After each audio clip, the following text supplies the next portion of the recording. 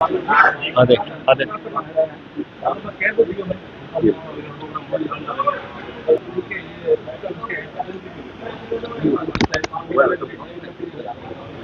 हे ओम मैं जो हूँ शांतिरंतरिक्षेगम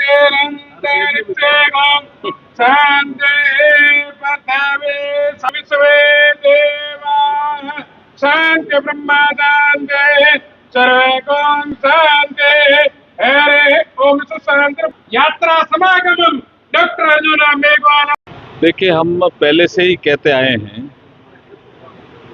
कि जो हमारे लोकसभा में कांग्रेस के नेता प्रतिपक्ष हैं राहुल गांधी जी, उनके व्यवहार में घमंड बहुत झलकता है, अहंकार दिखता है।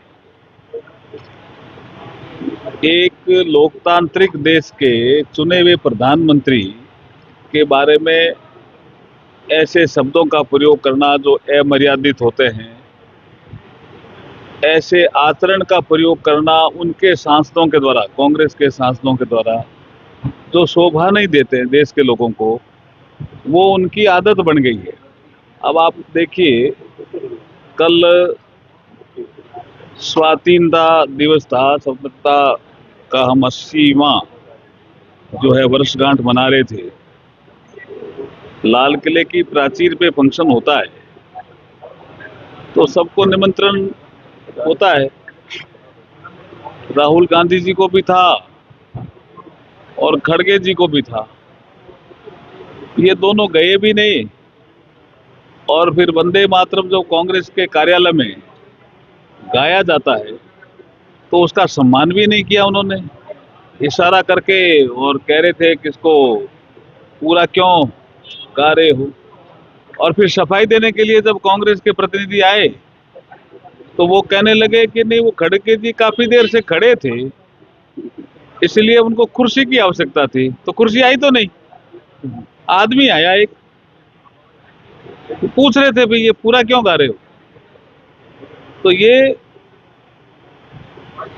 वंदे मातरम का भी अपमान करने वाले लोग हैं जी। उनसे क्या भाषा की बात करें जी, मर्यादित भाषा, मर्यादित आचरण, उनसे क्या अपेक्षा करें।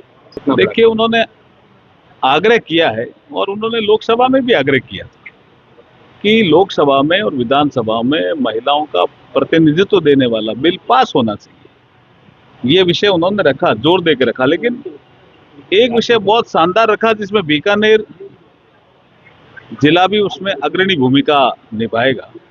1 करोड़ युवा जिनको ऑनलाइन कोचिंग देने का जो कार्यक्रम हाथ में लिया है, उसमें बीकानेर में भी 4 सेंटर स्थापित हो रहे हैं और बीकानेर के युवा भी ऑनलाइन कोचिंग का बहुत बड़ा फायदा लेने वाले हैं। और हो सकता है कि आसपास के जिले के लोग भी यहाँ बीकानेर में आकर के ऑनलाइन कोचिंग का फायदा लें। देखिए, दिमागी नक्सलवाद की बात उन्होंने की है प्रधानमंत्री जी ने लाल किले की प्राचीर से, कि जो लोग इस देश में अशांति फैलाना चाहते हैं, अराजकता फैलाना चाहते हैं, उनसे सावधान रहने की जरूरत है, ऐसे उन्होंने लाल किले की प्राचीर से कहा।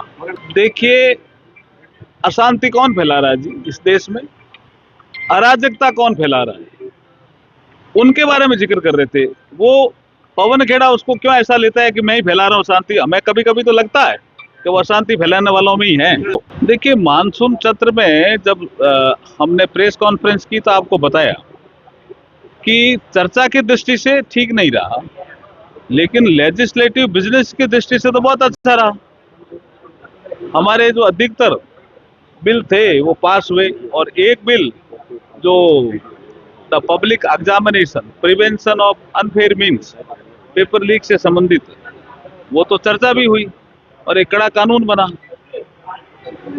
इसलिए हम तो फिर भी अपेक्षा करेंगे विपक्ष से कि जब शरदकालीन सत्र हो तो संसद को चलने दें।